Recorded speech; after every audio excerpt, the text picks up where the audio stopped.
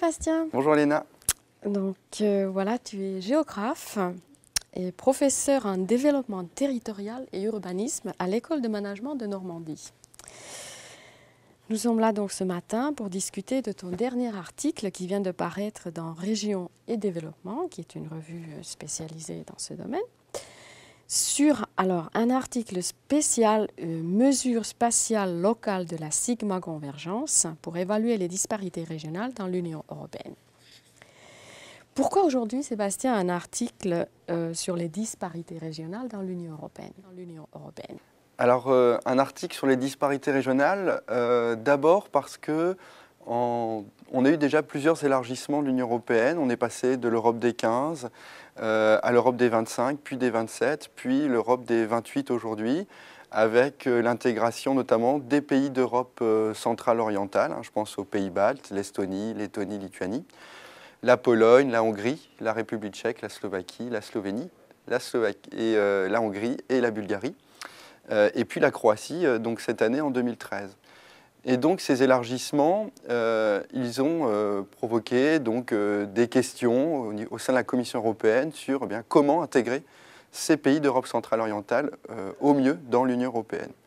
Ça, c'est le premier point. Ensuite, il y a aussi l'idée de dire qu'on a eu la crise économique qui est venue se greffer sur ces élargissements, avec une crise économique qui a, depuis 2008, largement touché l'Union européenne, avec des politiques de restriction budgétaire. Et l'actualité aujourd'hui nous montre que voilà, la Grèce, c'est un peu compliqué pour eux. Et puis l'Allemagne qui dit, nous, on en a marre de contribuer à l'effort budgétaire de l'Union européenne. Et donc, il va falloir se serrer la ceinture et serrer le budget de l'Union européenne. Et donc, voilà, on a ce double mouvement d'élargissement et de crise de l'Union européenne qui pose problème aujourd'hui et donc qui pose la question des inégalités régionales. Ce qui est intéressant dans ton article, c'est que tu proposes une nouvelle méthodologie de calcul pour qu'on comprenne encore mieux ces disparités qui existent. Est-ce que tu pourrais nous expliquer en quelques mots comment tu es arrivé à cette démarche? Et donc la plupart des études qui sortent de la Commission européenne sont des études qui présentent un indice global pour toute l'Union européenne de mesures d'inégalité régionale. Les économistes et les mathématiciens ont largement travaillé là-dessus. Et puis, on va dire que depuis le début des années 2000, on a ce qu'on appelle un nouveau courant de pensée en géographie et économie, qui s'appelle la nouvelle économie géographique, qui a été portée par Krugman, qui est prix Nobel d'économie, et qui dit, on ne peut pas faire uniquement des mesures globales des disparités régionales, il faut essayer de voir un peu qu'est-ce qui se passe au niveau local.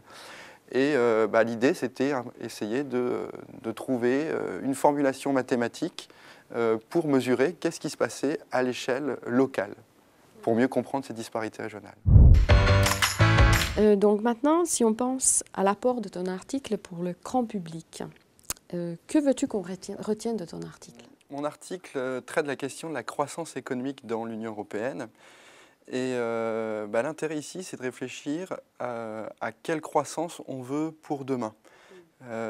Et aujourd'hui, il se pose souvent la question, on entend souvent dans les médias, est-ce qu'on doit continuer à donner de l'argent aux régions en difficulté, alors de type les régions grecques, mais on pourrait parler des régions du sud de l'Espagne, des régions des pays d'Europe centrale-orientale. Est-ce qu'on doit continuer à donner de l'argent à ces régions-là, sachant qu'elles ne se développent pas comme on attendrait qu'elles se développent ou qu'elles n'utilisent pas les fonds européens comme on aimerait qu'elles utilisent? Donc, est-ce qu'on doit arrêter de donner de l'argent à ces régions et donc du coup de restreindre le budget de l'Union européenne, de le serrer? Ou bien est-ce qu'on doit continuer à favoriser le développement de ces régions-là et donc à augmenter le budget de l'Union européenne? Et donc ça pose la question de la compétitivité d'un côté ou alors de l'équité territoriale et donc du fondement même de l'Union européenne, à savoir la cohésion économique, sociale et territoriale. Tout à fait. Et si on pense maintenant plus particulièrement au public qui nous intéresse, nous, les étudiants, qu'est-ce que tu veux dire aux étudiants avec ton article? Alors, on sait que les étudiants sont de plus en plus mobiles Ils ont tendance à bouger énormément dans l'Union européenne. L'idée, c'est de dire dans mon article que l'Europe n'est pas du tout uniforme, est loin d'être uniforme, et elle est marquée par la différence. Et c'est le fondement même de l'Union européenne. C'est l'unité dans la diversité. Et donc, l'idée, c'est aussi de dire, voilà, lorsque vous allez dans les pays d'Europe centrale orientale, vous n'allez probablement pas voir du tout la même chose que dans l'Europe des 15, l'Europe occidentale en quelque sorte. Et voilà, on va voir des régions qui sont en très grande difficulté de développement économique. Voilà, et c'est justement ce détail qui est très intéressant et qui ressort donc dans ton article. On apprend qu'il existe même des disparités interrégionales, donc au sein des pays différents. Et tu développes quelques exemples intéressants. Est-ce que tu pourrais nous en donner quelques-uns? Oui, alors je reprends mon exemple de la Roumanie. La Roumanie, eh bien, on a globalement Bucarest, la capitale, et on a le reste des régions qui sont en dehors du développement, ou en tout cas en retard important de développement, alors que Bucarest est vraiment rentré dans la mondialisation. Il concentre 80% des investissements directs à l'étranger. 80% des investissements directs à l'étranger se font dans la capitale. Et donc les autres régions sont délaissées. C'est pour ça que je dis dans mon article que Bucarest vampirise les régions qui sont alentours. Ils captent vraiment. Ils ont un chômage qui est 2 fois moins important elle a un chômage qui est 2 fois moins important que dans le reste de la Roumanie. Et puis un autre exemple en Pologne, on a très clairement une Pologne de l'Ouest qui est rattaché beaucoup aux Länder allemands et on a un réseau urbain qui est beaucoup plus développé. Et à l'opposé, une Pologne de l'Est qui regarde plutôt vers la Russie, etc., qui est beaucoup moins développée et on a essentiellement de l'agriculture, etc. D'accord. Et donc maintenant, du point de vue managérial, que penses-tu, quel est l'apport de ton article aux managers, et notamment les managers européens?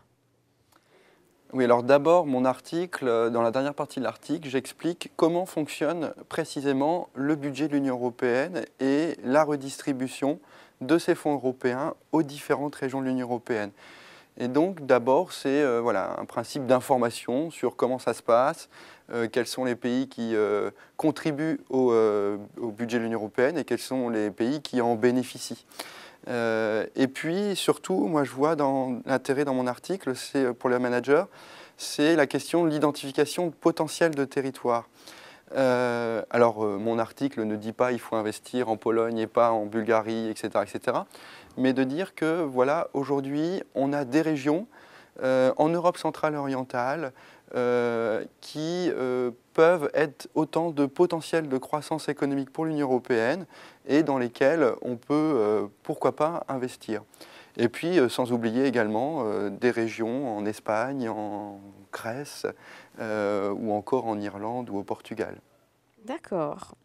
Et maintenant, comme tu montres bien ton expertise sur le sujet, alors quels conseils pourrais-tu donner au management de l'Europe, notamment pour l'avenir, pour une meilleure prise de conscience, je pense qu'on en a besoin, des disparités régionales, et notamment lors de l'élargissement dont tu parlais au début, vers de nouveaux pays membres? Alors, l'une des difficultés aujourd'hui de ces élargissements, c'est la capacité des régions de l'Union européenne, et en partie des régions d'Europe centrale orientale, à pouvoir capter les fonds. C'est-à-dire que l'Union européenne met à disposition des fonds, mais souvent, les régions d'Europe centrale orientale n'ont pas les capacités administratives et pas la force de lobbying pour aller chercher ces fonds européens. Un exemple très concret, la Roumanie. Donc il faut savoir que ces fonds européens sont mobilisables à l'échelle de la région.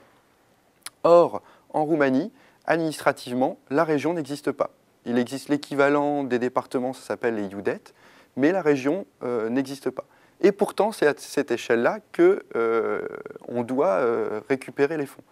Donc la Roumanie a créé des régions administratives qui n'ont aucune cohérence ni culturelle, ni sociale, etc. Et les Roumains n'arrivent pas à s'approprier cet échelon administratif supplémentaire et ne mettent pas forcément les bonnes personnes pour gérer ces régions-là. Et du coup, ils ont du mal à mobiliser des projets d'aménagement du territoire notamment et de développement économique pour capter ces fonds européens. Parce que ces régions n'ont pas de légitimité sociale, économique, culturelle. Ça, c'est le premier point. Donc, probablement, l'intérêt, ça serait de simplifier administrativement le montage de dossiers, car c'est très compliqué de monter un dossier.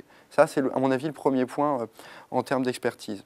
Ensuite, l'idée aussi, ça serait de consolider les élargissements. On entend pas mal, lorsqu'on interroge les citoyens européens, l'élargissement, jusqu'où l'Union européenne va s'arrêter.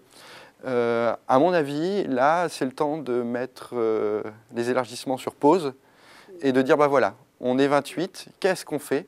Qu'est-ce qu'on fait ensemble? Quelle solidarité on met en place pour avoir un espace économique puissant, puisque l'Union européenne n'est pas comme ça ex nihilo dans le monde, elle est en concurrence avec les États-Unis, le Japon, et puis les puissances émergentes comme la Chine, l'Inde, le Brésil ou la Russie. Et donc, l'objectif justement de l'Europe 2020, c'est de créer une économie de la connaissance, une économie compétitive à l'échelle internationale. Et pour ça, il faut à tout prix consolider ces élargissements et, à mon avis, mettre pause et dire, voilà, maintenant, quels sont les facteurs de la croissance économique en Europe et qu'est-ce qu'on met en place pour favoriser cette croissance économique. Très bien. Merci beaucoup, Sébastien. Merci.